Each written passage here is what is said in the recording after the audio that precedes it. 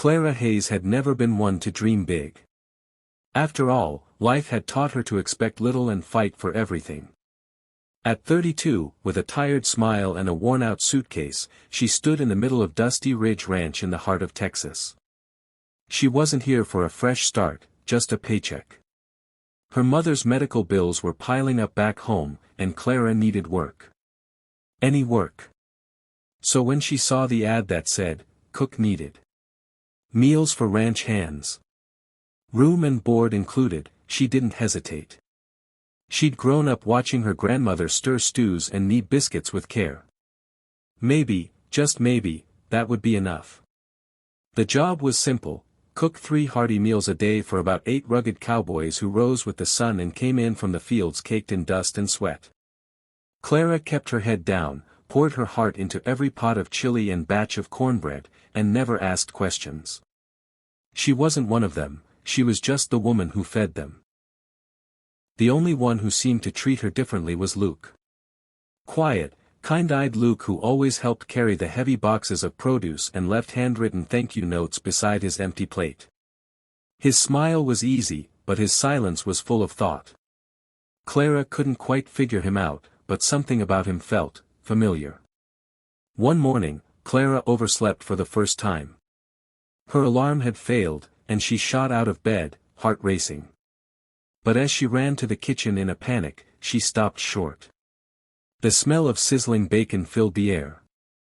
Someone was cooking. She stepped inside to find Luke at the stove, flipping pancakes with a calm precision. He looked up and grinned. "You always take care of us. Thought maybe someone should take care of you today." Clara blinked. No one had said that to her in years. From that day on, things shifted.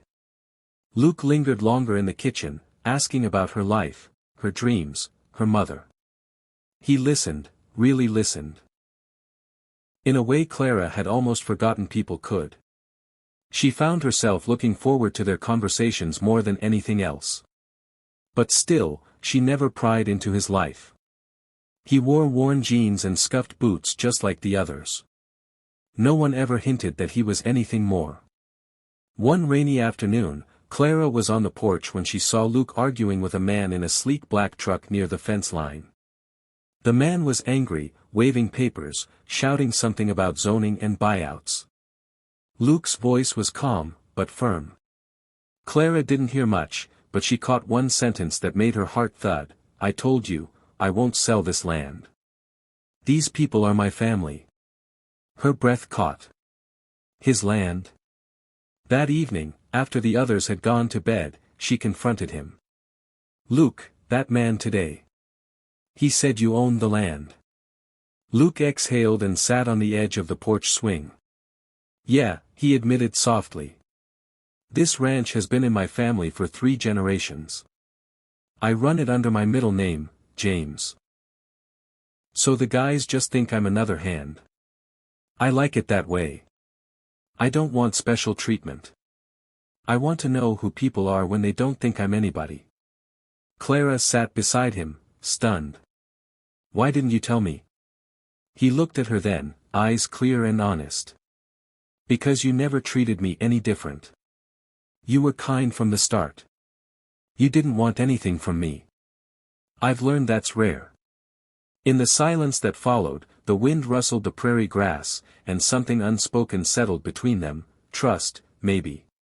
Or something deeper. The next day, Clara received a call from the hospital. Her mother had taken a turn for the worse. Panic flooded her. She didn't have the money for another treatment, and she didn't know what to do.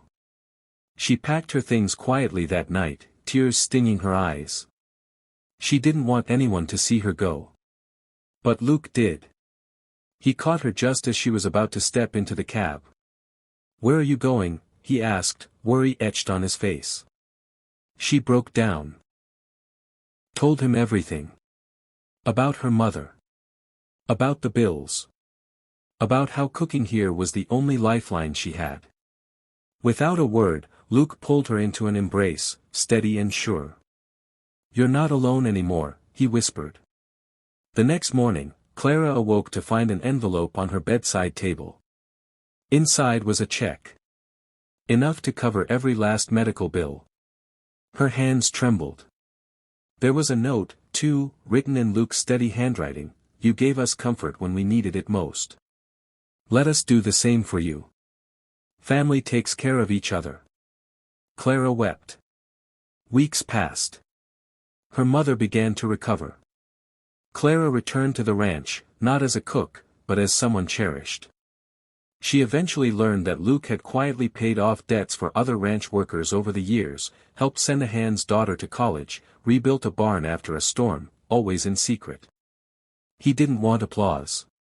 He wanted people to feel seen, cared for. Years later, Clara stood beside Luke as his wife, watching their son chase chickens in the morning light. She still cooked, but now in a kitchen filled with laughter and love.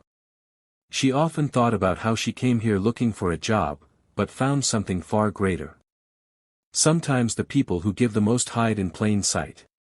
And sometimes, when you least expect it, life gives back everything you've given and more. Because kindness, true, quiet kindness, never goes unnoticed. It just takes time to bloom. And Clara's heart? It had finally come home.